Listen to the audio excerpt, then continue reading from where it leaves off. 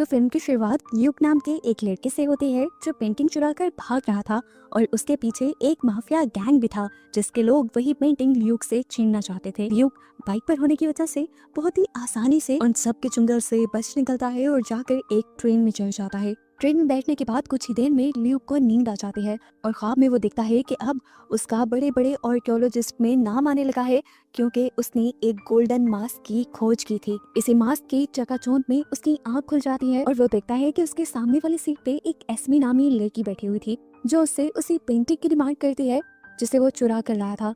वो धमकी भी देती है कि अगर तुमने मुझे वो पेंटिंग ना दी तो यहाँ पर मौजूद मेरे लोग तुम्हें बहुत मारेंगे। ल्यूक फिर उसे धमकी देता है कि यहाँ पर जो मोक बैठे हुए हैं वो मेरे साथी हैं और अगर तुम लोगों ने मुझे नुकसान पहुंचाने की कोशिश की तो ये तुम्हारा बुरा हाल कर देंगे। एस्मी जानती थी कि ल्यूक उससे झूठ बोल रहा है, इसीलिए वो ल्यूक के ऊपर चाकू तान देती है। उस लड़की के सभी गुंडे भी अलर्ट हो जाते हैं और यहाँ पर ल्यूक से लड़ने लग जाते हैं। वो लड़की ल्यूक से पेंटिंग छीन लेती है, उसके गुंडे ल्यूक को पकड़ लेते हैं और ल्यूक उन सबको मारते हुए अपने आप को छुड़वाता है और जल्दी से उस लड़की से अपनी पेंटिंग वापस छीनते हुए ट्रेन से बाहर निकलकर ट्रेन के ऊपर चढ़ जाता है। इतने में सब उसका पीछा करते वो पीछे ही एक टॉवर पर लटकते हुए ट्रेन को छोड़ चुका था। अब सीन कट होकर दूसरी तरफ एक दूसरे शहर में हमें ल्यूक की सिस्टर को दिखाया जाता है जो अपने हस्बैंड के साथ अपने बेटे की कस्टडी का केस लड़ रही थी। खैर इस सारे मामले के बाद जैसे ही वो अपने काम की जगह अपने म्यूजियम पहुंचती है तो वहां जाकर हैरान हो जाती है ये देखकर कि उसका भाई ल्यूक वहीं पर था और सालों बाद वो उसे दिख रही थी। वो इमोशनल होकर ल्यूक को अपनी पर्सनल लाइफ के बारे में भी बताती है कि अब उसका एक बेटा भी है और उसकी जल्द ही डाइवोर्स भी होने वाली है। बातों ही बातों में वो यहाँ पर एक पेंटिंग चुरा कर भाग जाता है और पता चलता है कि असल में वो यहाँ पर अपनी बहन से मिलने के लिए नहीं आया था बल्कि ये पेंटिंग चुराने के लिए आया था। उसकी बहन जो अब म्यूजियम की हेड थी, इस पेंटिंग के चोरी होने की वजह से उसे बहुत मसला हो सकता था, इसलिए वो अपने भाई ल्यूक को रोकने के लिए उसके पीछे तक जाती है।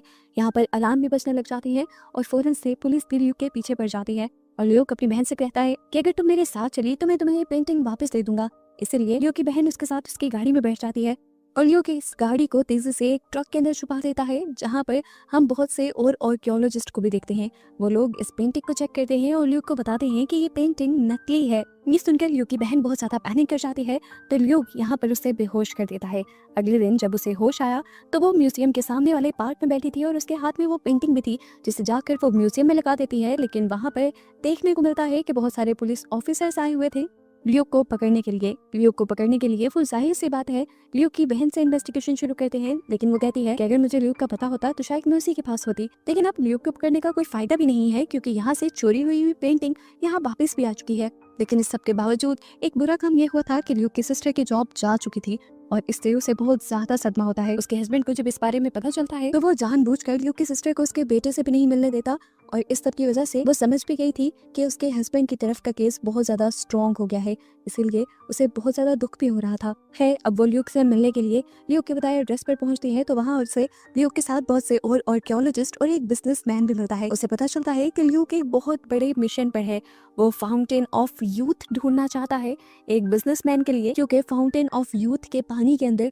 बहुत ज्यादा ताकत है, वो किसी भी बीमारी को हील कर सकता है। और असल में जो बिजनेसमैन ल्यूक और उसके साथियों से ये काम करवा रहा था उसे कैंसर था। ये बात सुनकर ल्यूक की सिस्टर उन्हें कहती है कि हमारे डैड भी दुनिया के बहुत बड़े आर्कियोलॉजिस्ट थे, उनको दुनिया की हर चीज के बारे में पता था और फाउंटेन ऑफ यूथ का रास्ता भी पता था। वो उसे ढूंढने भी गए थे लेकिन उन्हें फाउंटेन ऑफ यूथ नहीं मिला, जिसका मतलब है कि वो इस दुनिया में एग्जिस्ट ही नहीं करता, बस उसके बारे में कहानियां ही बनी हुई हैं। ल्यूक उसकी इस बात से भी इनकार कर देता है और उसे अपनी रिसर्च दिखाता है और बताता है कि प्रोटेक्टर ऑफ पाथ नाम का एक ग्रुप आज तक फाउंटेन ऑफ यूथ को छुपाने के मिशन में है, इसी वजह से शायद हमारे डैड को भी फाउंटेन ऑफ यूथ मिल नहीं पाया था। ल्यूक ये भी बताता है कि प्रोटेक्टर ऑफ पाथ के ही ग्रुप के कुछ लोग फाउंटेन ऑफ यूथ को पूरी दुनिया के सामने लाना चाहते थे ताकि दुनिया के लोग उससे फायदा उठा सके। इसीलिए फाउंटेन ऑफ यूथ का रास्ता उन्होंने 6 दुनिया की बहुत ही मशहूर पेंटिंग्स के अंदर क्लूज के तौर पे छुपा दिया, जिनमें से 6 पेंटिंग्स और 6 क्लूज हमें मिल भी गए हैं लेकिन एक पेंटिंग नहीं मिली। तो ल्यूक की बहन अब उसे बताती है कि मेरे म्यूजियम में जो वो पेंटिंग थी वो नकली थी, असली पेंटिंग तो सालों पहले ही एक शिप में डूब गई थी। ये लोग ल्यूक की बहन से मदद मांगते हैं लेकिन वो ये कहते हुए इनकार कर देती है कि तुम सबके पीछे तो पुलिस लगी हुई है, लेकिन मैं अभी अपने बेटे की वजह से ऐसा कोई भी स्कैंडल बर्दाश्त नहीं कर सकती। तो वो बिजनेसमैन उसे ऑफर देता है कि अगर तुम हमारी मदद करो तो मैं तुम्हें तुम्हारी बेटी की कस्टडी दिलवा। खैर किसी तरह ल्यूक की सिस्टर मान जाती है और ये लोग एक शिप में बैठकर उस आइलैंड के लिए निकल जाते हैं जहाँ पर वो शिप डूबी थी जिसके अंदर पेंटिंग थी। अब सबसे बड़ा मिशन था शिप को पानी के नीचे से ऊपर लेकर आना। बड़े बड़े क्रूज में हवा भरने के बाद वो शिप ऊपर आ गया, जिसके बाद ल्यूक और उसकी बहन दोनों ही उस शिप के अंदर पेंटिंग को ढूंढने के लिए गए। काफी देर की मेहनत के बाद आखिर इन्हें वो बॉक्स मिल भी गया जिसके अंदर वो पेंटिंग थी। इससे पहले कि ये लोग यहाँ से बाहर चले जाते, एस्मे और उसकी पूरी टीम यहाँ पर आ जाती है। एस्मे के लोग उसके ऊपर हमला करने लग जाते हैं और ल्यूक की बहन कंफ्यूज हो जाती है कि आखिर ये लोग कौन हैं। ल्यूक अब इन लोगों से लड़ने लग गया था, जबकि एस्मे ने ल्यूक की बहन को पकड़ लिया था। वो उसे मारने की भी धमकी देती है और ल्यूक उसे कहता है, मैं जानता हूँ तुम इसे नहीं मारोगी क्योंकि तुम्हें सिर्फ पेंटिंग ही चाहिए। अब ये लोग बात ही कर रहे थे कि ल्यूक की बहन ने खुद ही एस्मे को पकड़कर नीचे फेंक दिया। वो बड़े बड़े क्रूज बैलून्स जिनके जरिए ये लोग शिप को ऊपर की तरफ लेकर आए थे, वो भी अब फटने लगे थे और शिप दोबारा डूबने लगी थी, जिससे बचने के लिए ये लोग पानी में तैरते हुए जल्दी से दूसरी शिप के अंदर आ जाते हैं। और अब ल्यूक की बहन को बहुत ज्यादा गुस्सा आ रहा था क्योंकि ल्यूक ने उस टाइम एस्मे से अपनी बहन को बचाने की बजाय उस पेंटिंग को बचाना जरूरी समझा था। थोड़ी देर में ल्यूक की बहन को एक खुशखबरी में मिलती है कि उसके एक्स हस्बैंड को एक नई जॉब मिली थी, जिसकी वजह से उसे एक दूसरी कंट्री में जाना पड़ रहा था और ऐसे उसका बेटा उसके पास वापस आने वाला था। खैर, अब इन आर्कियोलॉजिस्ट को सारी पेंटिंग्स मिल चुकी थी। पेंटिंग्स में मिलने वाले क्लूज के जरिए ये लोग पता चलाना चाह रहे थे कि फाउंटेन ऑफ यूथ है कहाँ, लेकिन अभी तक ये पता नहीं चला पाए थे क्योंकि उन सातों क्लूज से ना तो कोई वर्ड बन रहा था और ना ही कोई जगह पता चल रही थी। तब ल्यूक की बहन उन्हें बताती है कि ये सारी पेंटिंग्स आज से 1600 साल पुरानी है। इन सारे लफ्जों को मिलाकर एक खास लफ्ज बनता है जो कि एक किंग का नाम है, जिसकी बाइबल के अंदर से अब हमें फाउंटेन ऑफ यूथ का पता चल सकता है। इससे पहले कि ये लोग वहाँ के लिए निकलते, वही गैंगस्टर जो मूवी के स्टार्ट में इनके पीछे पड़े हुए थे वो दोबारा इनके पीछे पड़ जाते हैं। इनमें एक ऑफिसर भी था जो इन सबको पकड़ना चाहता था। तब ल्यूक ऑफिसर से कहता है कि तुम्हारा लेना देना सिर्फ इन पेंटिंग से है, तुम चाहो तो इन सारी पेंटिंग्स को रख सकते हो जिसकी कीमत बहुत ज्यादा है, लेकिन इसके बदले तुम मेरी पूरी टीम को छोड़ दोगे। ये पेंटिंग तो ऑफिसर को भी चाहिए थी और गैंगस्टर को भी। ऐसे गैंगस्टर्स और ऑफिसर्स के दरमियान में लड़ाई शुरू हो जाती है और मौके का फायदा उठाते हुए ल्यूक की पूरी टीम यहाँ से भागने में कामयाब हो जाती है। कुछ देर बाद ल्यूक की टीम को हम एक प्लेन में देखते हैं जहाँ ल्यूक को सोते हुए दोबारा एक ख्वाब आ रहा था जिसमें वो फाउंटेन ऑफ यूथ का पानी पी रहा था और वो देखता है कि जैसे जैसे वो इस पानी को पी रहा है वैसे वैसे उसकी बहन और उसका बेटा बूढ़े होते जा रहे हैं। ये देखकर वो टूट जाता है और उस पानी को नीचे फेंक देता है और ऐसे ही उसकी आंख खुल जाती है और वो देखता है कि सामने उसकी बहन बैठी हुई थी जो उसे बताती है कि तुम अभी तक बहुत ज्यादा ख्वाब में बोलते हो। कुछ देर बाद ये लोग एक ऐसी लाइब्रेरी के अंदर थे जहाँ पर इन्हें वो बाइबल मिलने वाली थी। ल्यूक के कुछ साथी उस बाइबल को अच्छी तरह से छानने की कोशिश में लग जाते हैं, जबकि इतने में ही यहाँ पर एस्मे भी पहुंच जाते हैं दोबारा ल्यूक के पीछे, क्योंकि असल में एस्मे उस ग्रुप का हिस्सा है जो नहीं चाहते कि फाउंटेन ऑफ यूथ सब लोगों के सामने आए। इस टाइम वो ल्यूक को रोकना चाहती थी कि वो ये सब कुछ सामने ना लेकर आए। यहाँ पर एस्मे और उसके दरमियान में लड़ाई शुरू हो गई और इसी सारी लड़ाई में एस्मे ने उसके ऊपर गन भी तान दी, लेकिन अपने आप को बचाने के लिए उसने अपने पाँव से एक रस्सी बांधी और जल्दी से ऊपर वाले फ्लोर से उसने नीचे जंप की थी। अपने साथियों को उसने बताया कि हमें जल्द ही ये बाइबल लेकर यहाँ से भागना होगा। उसके साथियों ने लाइब्रेरियन के नाक में स्प्रे किया और ये सब लोग बाइबल को लेकर यहाँ से भाग गए। रात तक हम देखते हैं कि ल्यूक की टीम ने 2 मर्तबा बाइबल को पढ़ लिया था, लेकिन फिर भी उन्हें कोई क्लू अभी तक नहीं मिला था। और तब दोबारा से ल्यूक की सिस्टर ने पूरा केस पढ़ना शुरू किया। उसने बताया कि पेंटिंग से जो सिंबल्स मिले थे वो असल में कोई क्लूज नहीं थे बल्कि म्यूजिकल रेफरेंसेस थे, जिसे ल्यूक की सिस्टर का बेटा जो कि एक म्यूजिशियन था वो डिकोड भी कर लेता है। इन्हीं सिंबल्स से वो एक म्यूजिक का पता चलाता है जो म्यूजिक दुनिया के 7 अजूबों पर डेडिकेट किया गया था और 7वां अजूबा था पिरामिड्स। ये लोग समझ गए कि फाउंटेन ऑफ यूथ असल में पिरामिड्स के अंदर छुपा हुआ है। अब ये सब लोग दोबारा से उस बिजनेसमैन के जेट में बैठकर पिरामिड्स के लिए निकल जाते हैं, जहां दोबारा सोते हुए ल्यूक को ख्वाब आता है कि उसने वो गोल्डन मास्क ले लिया था। जैसे ही वो गोल्डन मास्क को बैग में रखता है तो वो दिखता है कि उसकी बहन बूढ़ी होती जा रही है और ऐसे ही असल दुनिया में वो डरकर उठ जाता है। उसकी बहन इस टाइम उसके सामने थी और वो कहती है कि मुझे इस बिजनेसमैन पे यकीन नहीं है। देखो, उसने मेरे एक्स हस्बैंड को कहीं दूर काम पर भेज दिया है, हालांकि वो जानता था कि वही मेरे बेटे का ख्याल रखने वाला है। ल्यूक कहता है तुम फिक्र मत करो, वो सिर्फ अपनी जान बचाना चाहता है और उसके पास बहुत पैसा है, हमें बस अपने मिशन पर ध्यान देना चाहिए। यहाँ अब सीन कट होकर हमें एस्मे को दिखाया गया जो कि प्रोटेक्टर ऑफ पाथ ग्रुप का हिस्सा थी। वो इस टाइम अपने लीडर से मिलती है क्योंकि वो बहुत ज्यादा दुखी है। इस टाइम ल्यूक की पूरी टीम उन पिरामिड्स तक पहुंच चुकी है। लीडर बताते हैं कि वहां से उनको रोकना बहुत ज्यादा मुश्किल है क्योंकि आज से पहले कोई भी वहां तक नहीं पहुंचा और अब तुम्हें क्या करना है ये तुम अच्छे से जानती हो। ये कहकर वो उसे एक अजीब सी चाबी दे देते हैं। यहाँ पर हम देखते हैं कि ल्यूक अब सब लोगों को उस पिरामिड के अंदर बने खुफिया चैम्बर्स के बारे में बता रहा था और ल्यूक की बहन सब लोगों को कहती है कि तुम लोगों को वहाँ जो कुछ भी मिले तुम लोग वहाँ से नहीं लेकर आओगे, क्योंकि मेरे डैड को भी उस पिरामिड के अंदर गोल्डन मास्क मिल चुका था जिससे वो बहुत ज़्यादा मशहूर हो सकते थे, लेकिन उन्होंने वो मास्क वहीं पर छोड़ दिया क्योंकि कभी कभार चीज़ों का उनकी जगह पर रहना ज़्यादा ज़रूरी हो जाता है। ल्यूक की बहन की बात यहाँ पर सभी लोग मान जाते हैं अब दिखाया जाता है कि सुबह होते ही ये लोग पिरामिड पर ही पहुंच चुके थे। उस बिजनेसमैन ने इस टाइम बहुत सारे फाइटर्स को भी बुलाया था जो इनके पीछे आने वाले लोगों को रोकेंगे। पिरामिड के अंदर जाते ही ल्यूक ने वो सीक्रेट चैम्बर भी ढूंढ लिया था। यहाँ पर अब एक बहुत बड़ा सा ड्रम था जो इनसे हट नहीं रहा था। ल्यूक कहता है कि हमें इसे बम के जरिए उड़ा देना चाहिए, पर ल्यूक की बहन उसे ऐसा करने से रोक देती है और बताती है कि इजिप्शियंस सबसे बड़े दुनिया के आर्किटेक्ट थे, उन्होंने जरूर इस ड्रम को हटाने के लिए कोई आसान रास्ता भी रखा होगा। इस टाइम पर उसका बेटा भी यहाँ सब कुछ नोटिस कर रहा था। यहाँ पर कुछ ड्रम्स थे और यहाँ पर बने हुए कुछ टॉवर्स स्पीकर की तरह लग रहे थे, इसीलिए वो यहाँ इन ड्रम्स को बचाने लग जाता है और हम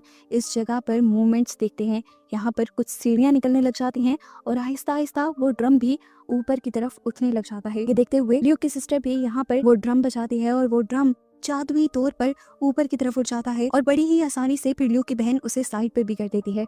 जहाँ नीचे अब एक लिफ्ट की तरह का चैम्बर था जहाँ वो बिजनेसमैन और ल्यूक की पूरी फैमिली उसके जरिए नीचे की तरफ जाने लगे। पिरामिड के बाहर हमें दिखाया गया कि पुलिस ऑफिसर्स के साथ साथ एस्मे की पूरी टीम भी यहाँ आ चुकी थी जो अब उस बिजनेसमैन के लोगों से लड़ रहे थे। एस्मे की टीम और वो ऑफिसर मिलकर काम करते हैं और बिजनेसमैन के सारे लोगों को मार गिराते हैं, जिसके बाद वो पिरामिड के अंदर सभी लोगों को एक साथ ढूंढने का फैसला करते हैं और हमें दिखाया जाता है कि ये लोग तो पिरामिड के अंदर काफी आगे बढ़ चुके थे, उन्हें यहाँ से आगे बढ़ने के लिए खुफिया गार भी मिल गया था। अब ये लोग एक ऐसी जगह पर भी आ जाते हैं जहाँ से आगे इन्हें बड़ी ही आसानी से फाउंटेन ऑफ यूथ दिख रहा था। ये लोग यहाँ पर बनी हुई एक ईंट के ऊपर हाथ रख देते हैं जिसकी वजह से यहाँ पर काफी सारी सीढ़ियाँ भी निकल जाती हैं। इन सीढ़ियों के जरिए ये लोग नीचे आ जाते हैं और सब लोग फाउंटेन ऑफ यूथ को देखकर काफी ज्यादा खुश होते हैं। ल्यूक की बहन उस बिजनेसमैन से कहती है, ये रहा तुम्हारा फाउंटेन ऑफ यूथ का पानी।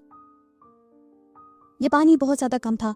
ल्यूक की बहन कहती है कि ये पानी तुम्हारे लिए बहुत बड़ा फायदा भी हो सकता है और बहुत बड़ा कर्ज भी हो सकता है, इसे पीकर तुम्हें इस चीज का अंदाजा खुद ही लगाना होगा।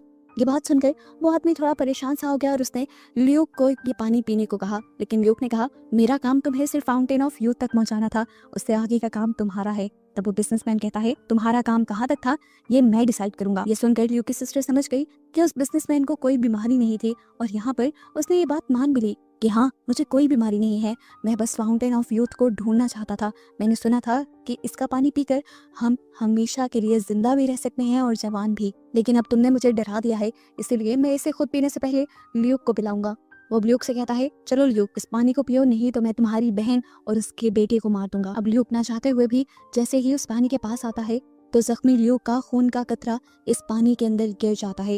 ल्यूक जख्मी हुआ था उस बिजनेसमैन के गोली मारने की वजह से। जैसे ही उसका खून का कतरा पानी में गिरा था वैसे ही यहाँ का पानी बहुत ज्यादा होने लगा और अजीबोगरीब तरीके से वो ल्यूक के इर्द गिर्द लिपटते हुए ल्यूक को ऊपर की तरफ ले जाने लगा। फिर पानी खुद ही इकट्ठा होकर ल्यूक के हाथ में आ गया और इससे पहले कि ल्यूक इस पानी को पी लेता, ये पानी ल्यूक को एक विजन दिखाता है कि जैसे ही ल्यूक इस पानी को पिएगा उसकी बहन और उसका बेटा दोनों ही बूढ़े होकर मारे जाएंगे। ये देखकर वो दुखी हो जाता है और असल दुनिया में अपनी बहन को देखकर उस पानी को ना पीने का फैसला करता है और ऐसा करते ही वो पानी उसकी बॉडी के अंदर एक अजीब सी बिजली गुजारता है। असल में ये पानी ल्यूक का इम्तिहान ले रहा था जिसमें वो पास हो गया था।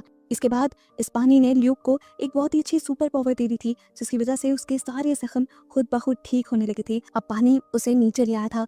उसे देखकर बिजनेसमैन बहुत ज्यादा खुश था और वो ल्यूक से पूछता है कि तुमने वो पानी क्यों नहीं पिया। ल्यूक कहता है क्योंकि ये पानी तुम्हारा है। अब वो बिजनेसमैन खुद को जख्मी कर और जैसे ही उसके खून का कतरा इस पानी के अंदर गिरता है तो पानी पहले की तरह उसे ऊपर ले जाता है।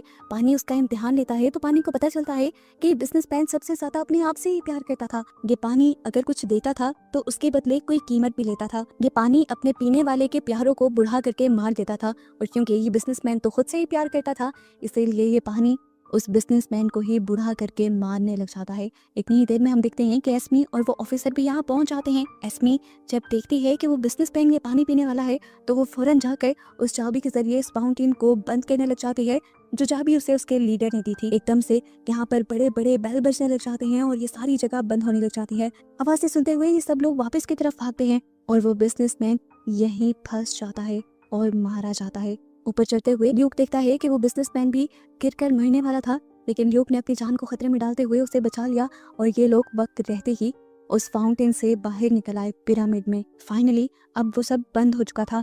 ल्यूक अपनी बहन और उसके बेटे से माफी मांगता है उनकी जान को खतरे में डालने के लिए और यहाँ पर एस्मी ल्यूक से कहती है कि अब तुम ऐसा कोई भी एडवेंचर नहीं करोगे जिसकी वजह से मुझे तुम्हारे पीछे आना पड़े। ये लोग वापसी का सफर करना शुरू कर देते हैं और इस दौरान हम ल्यूक को काफी सेटिस्फाई देखते हैं। उसे आज पता चल गया था कि क्यों उसके डैड भी इतनी बड़ी बड़ी खोज करके लोगों को नहीं बताते थे। यहाँ पर अब ल्यूक की सिस्टर का बेटा उसे एक आखिरी एडवेंचर करने को कहता है, जिसके बारे में सुनकर ल्यूक की भी आंखें चमक जाती हैं। और इसी सवाल के साथ ये मूवी यहाँ एंड हो जाती है कि ल्यूक इस अगले एडवेंचर पर जाएगा या नहीं।